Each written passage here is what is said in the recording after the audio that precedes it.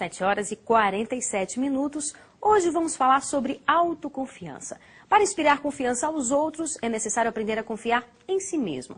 Pessoas autoconfiantes são decididas, apresentam-se de maneira segura, têm facilidade de expressar suas opiniões e enfrentar desafios.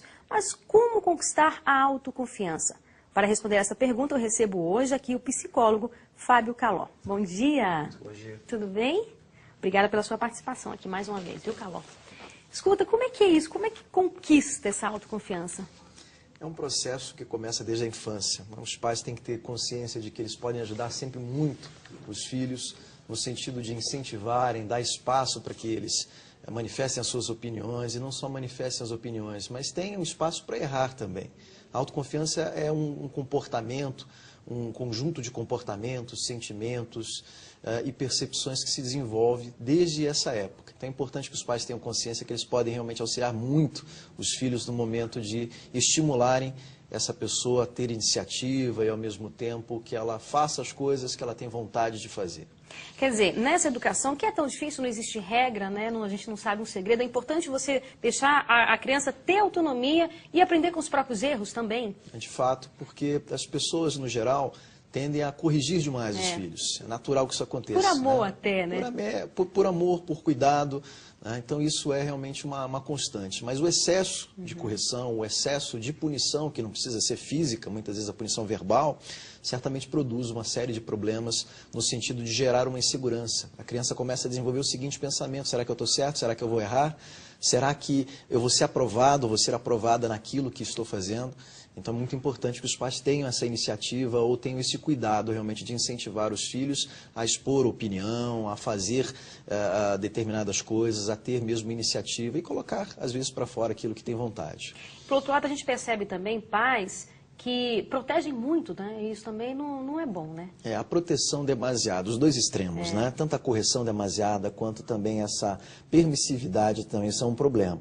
Né? Mas já que estamos falando de autoconfiança, é muito importante a gente chamar a atenção para o contraponto, né? Que é exatamente esse. Muitos pais autoritários ou muitos pais que não querem dar espaço para os filhos, até por uma questão mesmo de querer que eles tenham um comportamento adequado dentro da sociedade, corrigem, punem determinados comportamentos. Eu digo não só a punição física, repito, mas a punição verbal também, e isso vai gerando sempre uma insegurança, uma dificuldade daquele ser que está em desenvolvimento perceber claramente que ele pode e que ele deve, muitas vezes, se deixar fazer determinadas coisas e se deixar levar, às vezes, né, pela vontade, eu diria não só pela vontade, mas também pela percepção de que aquilo que ele vai fazer é uma coisa adequada e que vai ser aceita pelo outro. Agora falando um pouco dos adultos, como trabalhar a autoconfiança no adulto? A autoconfiança ela deve começar a ser desenvolvida na infância.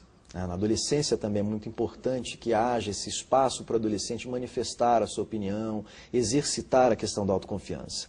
Mas principalmente quando a gente pensa no adulto, é importante pensar ou entender que o adulto precisa se expor. A autoconfiança não é uma coisa que surge de maneira mágica, de uma forma rápida e de uma forma simples. A autoconfiança é algo que aparece na medida em que o indivíduo ele exercita a autoconfiança.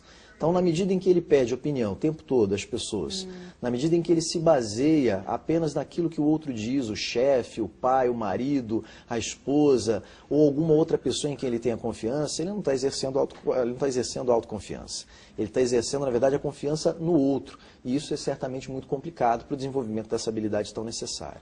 É importante também a pessoa saber que os nãos, né, virão e ela saber lidar com isso? É importante aceitar e entender que o outro não precisa necessariamente concordar com a sua opinião.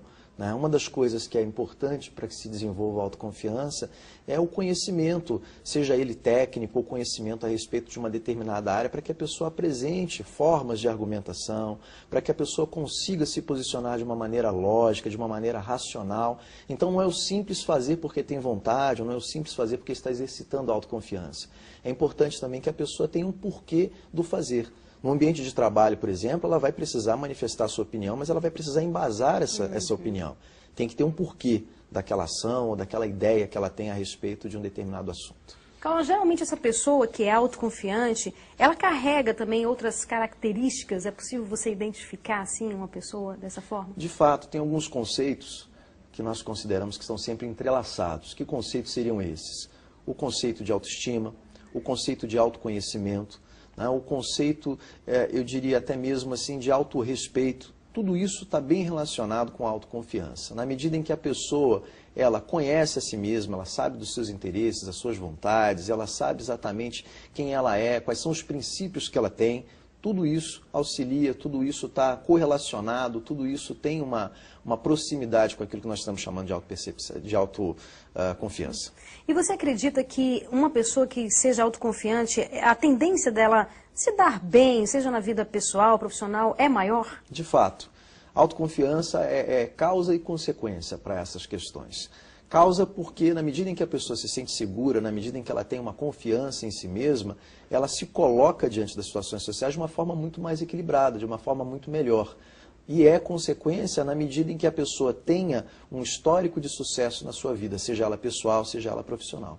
Então, assim, só para finalizar a nossa entrevista, você falou essa questão de você aprender a ouvir mais você, o que você quer. Quais as dicas que a gente daria mais para que a pessoa possa desenvolver essa autoconfiança? Então, é importante ter essa percepção de que a pessoa tem que realmente se conhecer, entender o que ela quer, entender quais são os princípios, entender quais são os valores que ela tem, é algo muito importante, né? E a dica número 1 é exatamente ela se questionar nesse sentido. O que é importante para mim? Quais são os meus princípios? Quais são os meus valores? O que me faz realmente estar motivado? O que me faz realmente estar empolgado com uma determinada coisa? Seja na esfera da vida pessoal, seja na esfera da vida profissional, na vida acadêmica, em qualquer área de funcionamento. Então, essa é a primeira questão. Acho que a chave seria a questão do autoconhecimento. Tá, muitíssimo obrigada pela sua participação, viu? Eu agradeço.